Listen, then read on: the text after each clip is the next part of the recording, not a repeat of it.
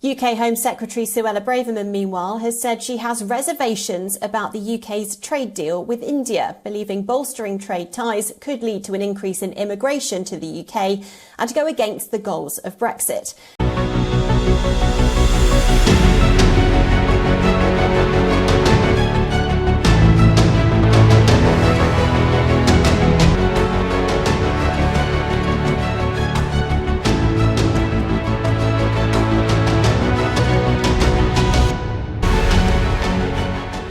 Welcome to Khanversations. I'm Muqtedar, your host, and today I'm going to talk about, today's conversation is about the firing of Suella Braverman, the British Home Secretary, by Prime Minister Rishi Sunak.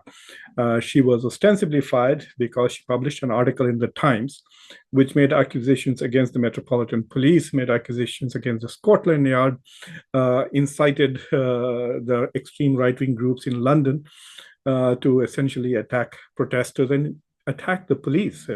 Over 120 protesters have been arrested so far, and most of them are right-wing extremists in London who were triggered by the article that Suella Braverman wrote.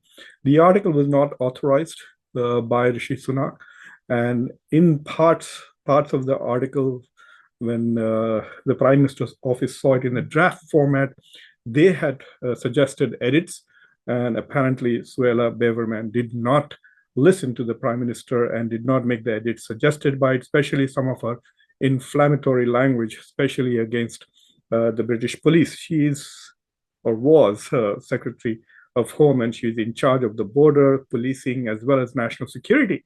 So she was attacking the very constituency that she's in charge of. So it is interesting. I mean, it's the fact that she was fired is interesting. Over the weekend, there were protests in London. This is considered was the biggest protest, which was calling for ceasefire in Gaza, a pro-Palestinian protest, which, according to the police, attracted over 300,000 protesters, while the organizers themselves claim that over 800,000 people marched through London in support of the innocent victims in Gaza and in support of Palestine. But what was interesting is that these hundreds of thousands of protesters were all quite peaceful. They marched according to the route that they had chosen, and they did not intentionally go in directions of war memorials, because the British were also celebrating on that day what they call the Armistice Day, or their equivalent of Veterans Day. So they were celebrating their war heroes, and these protesters did not even go in that direction. So essentially, they behaved very well, but the right-wing protesters who had been triggered by Suella Braverman's article, basically inciting them against the police, then attacked the police and tried to also get into, I guess, violent encounters with the protesters, but the police succeeded in keeping them apart. Subscribe to Khanversations, like the video, press the bell icon. Over 120 or 145 people have so far been either arrested or charged or are being prosecuted, and the government has said that they're investigating more as more and more videos and social media posts reveals more about the violence that the right-wing groups in London perpetrated. There's a lot of interesting history to Suella Braverman. She is like the Israeli government, one of the most extreme right-wing MPs in the British Parliament. It tells you the fact that she was fired by the previous prime minister, and then within 6 days, Rishi Sunak reappointed her as Home Secretary after he became the Prime Minister. It shows that it kind of suggested to a lot of people that Rishi Sunak could not have become the Prime Minister of England without the support of Suella Braverman and the 15 to 20 or more MPs who are fully aligned with her. So she kind of leads a small but critical constituency of extreme right-wing MPs in the Tory party. And therefore, they pulled Rishi Sunak towards the right of center, even though he is more or less a centrist. And it is apparent that he could not have become the prime minister without her support. And that was sort of confirmed by his immediate appointment of her. She had been fired for several things. She had made very racist comments. One of the racist comments for which she was criticized extremely by her own party members was when she accused and said that all the child sex and grooming crime syndicates in Britain were all exclusively and mostly Pakistani British men. And her own home office had already just published a report saying that the majority of the people who were involved in those sex rackets were actually white men. So the fact that she lied and made racist comments targeting one particular community created a lot of hue and cry in Great Britain, for which she was censured by people, even the Asian Law Association, because she's a lawyer and she was Attorney General of Great Britain. She was criticized and was condemned by lots of legal associations in Britain for her discriminatory and racist comments. And then she did something which is actually should be a crime, at least in the US, it would be a crime. Donald Trump is being prosecuted for misuse of classified documents. So what she did was she sent a classified document from her own personal email to another person who was not qualified and not authorized to see the document. So basically, she leaked classified documents, and for that was one of the reasons why she was fired in her first stint as Secretary of Home. She's also known for a very anti-India, anti-Palestinian, anti-immigration, and anti-refugee policies. With regards to India, she has single-handedly, I think, delayed the free trade agreement that India has been negotiating with Great Britain.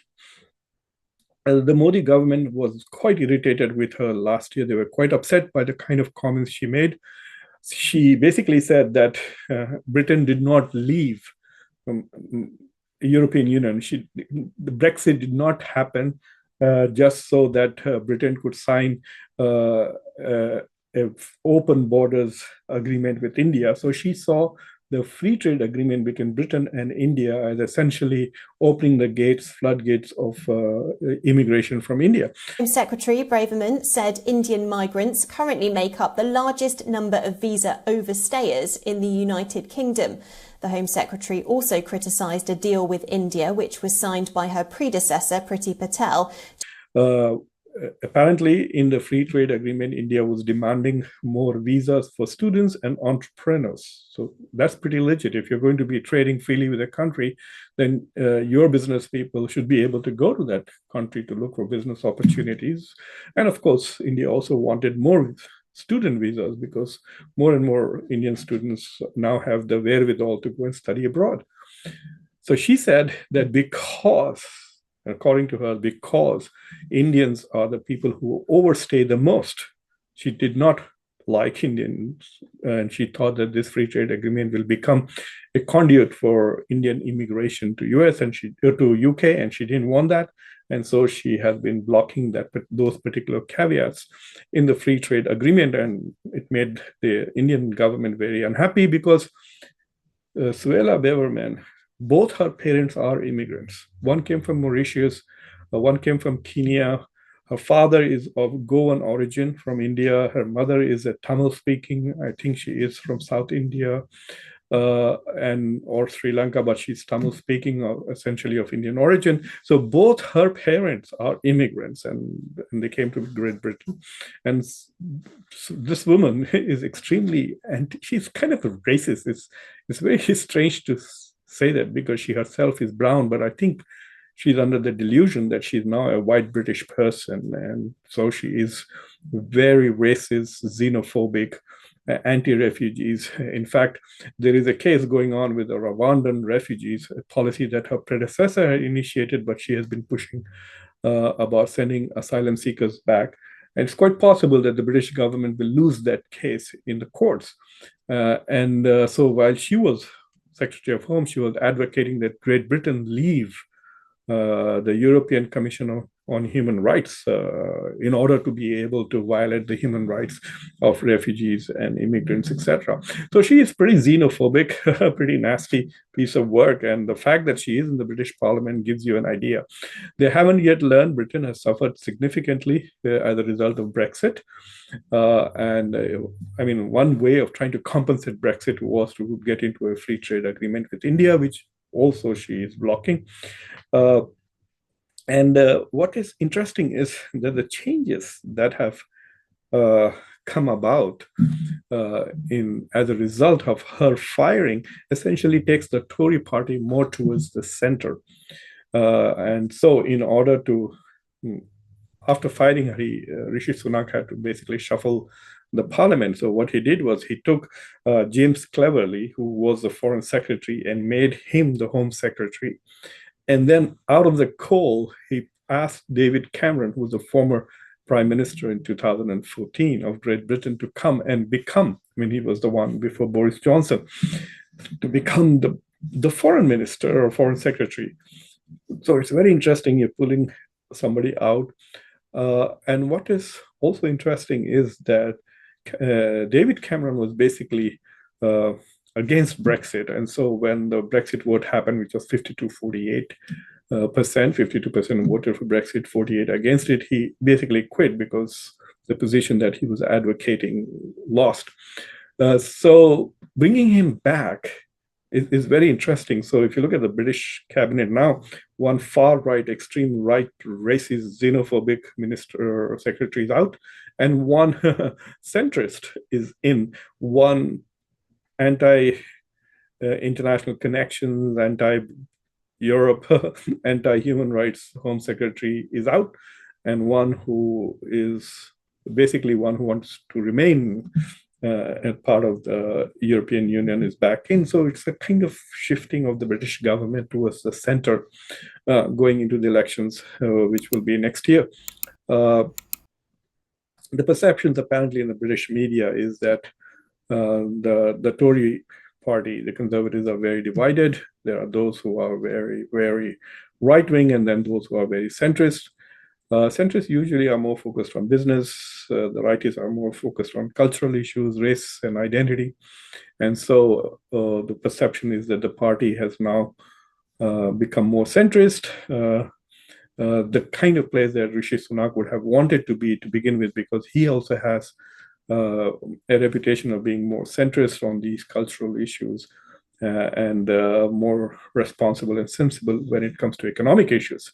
So in that sense, you could say that while Rishi Sunak needed Suella Braverman to remain in power, by removing her now and bringing in Cameron, he's at least going to hold on to the prime minister's position until the election. His party is trailing the Labour Party by a huge margin, and it is quite possible that he's going to lose. And what's going to happen from now until the election is that the Suella Braverman and her bunch of backbenchers, MPs, are going to give him a tough time. That is what is expected.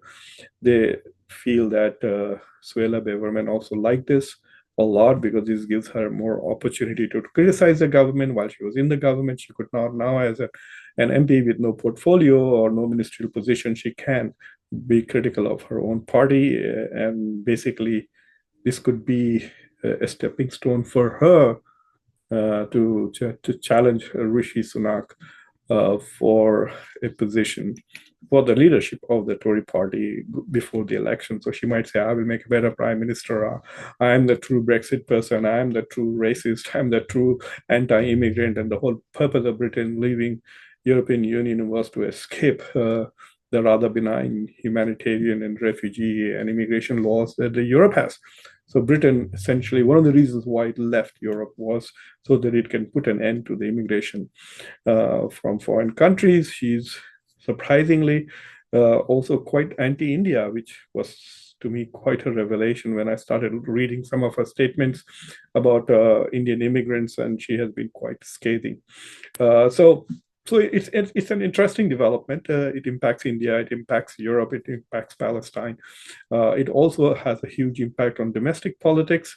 in Britain, because I think this whole episode, in fact, the two episodes, Braverman 1 and Braverman 2, these two dramas are probably going to help the Labour Party gain more popularity, because you can see that even when they are in government, their inciters are hate.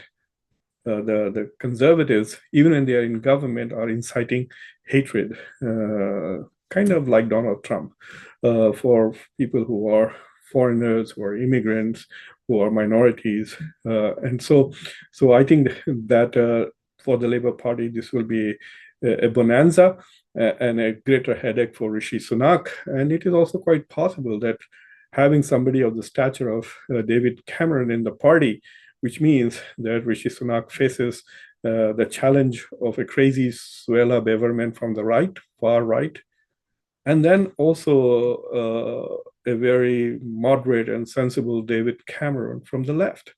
So it's going to be an interesting musical chairs for the leadership of the Tory party as we go into elections next year.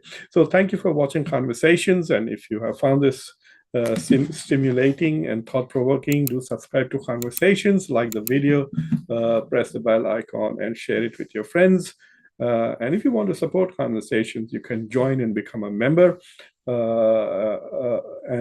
Destroyer 777 just became a member. Thank you for joining Khanversations. You can also do that by pressing the join button, or you can do that by going to the link in the video descriptions, which will take you to the process that you have to complete to join Khanversations. So until next time, this is Muqtedar Khan, your host. Take care.